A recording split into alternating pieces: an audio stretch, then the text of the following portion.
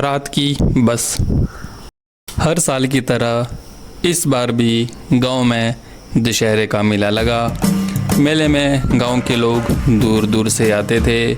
श्याम जो पास के शहर में नौकरी करता था, मेला देखने के लिए गांव आया था। मेले में देर रात तक घूमने के बाद उसने सोचा कि अब शहर वापस जाना चाहिए।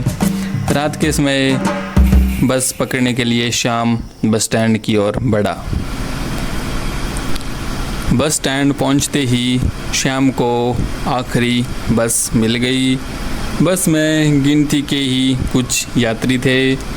बस में एक अजीब सी खामोशी थी। श्याम ने अपनी सीट पर बैठते ही देखा कि बस का कंडक्टर बहुत ही अजीब लग रहा था। उसने श्याम से टिकट लिया और बस आगे की तरफ चल पड़ी। कुछ दूर जाने के बाद बस अचानक रुक गई। ड्राइवर ने बस को रोकते हुए कहा कि लगता है रास्ते पर पेड़ गिरा हुआ है और वह कुछ ही देर में इसे साइड में कर देगा।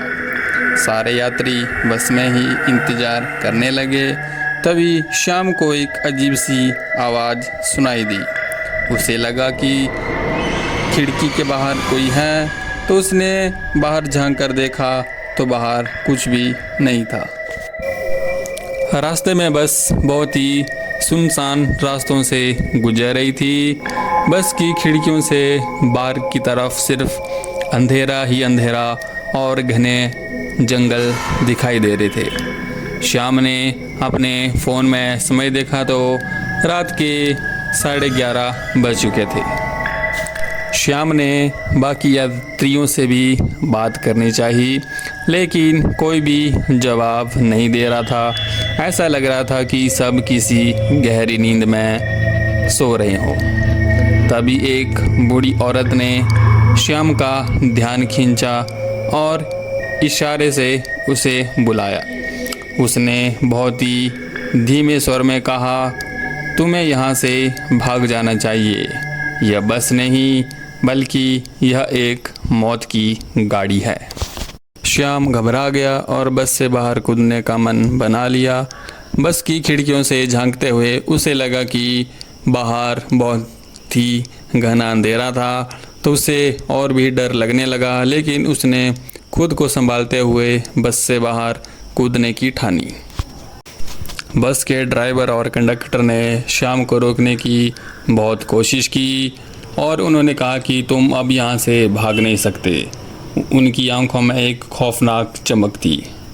श्याम ने देखा कि बाकी यात्री अभी भी अजीब तरह से चुपचाप बैठे थे, जैसे कि वे जिंदा ही ना हो। श्याम ने बस के दरवाजे की तरफ दौड़ लगाई, लेकिन दरवाज़ा बंद था।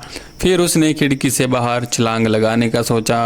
तभी बस की खिड़कियां अपने आप बंद होने लगी। श्याम की घबराहट और भी तेज़ हो गई, लेकिन अपनी सारी ताकत से उसने खिड़की को धक्का दिया और आखिरकार वह खिड़की तोड़कर बाहर कूद गया। जैसे ही श्याम ने बाहर कदम रखा, उसे महसूस हुआ कि हवा में कुछ अजीब सा था।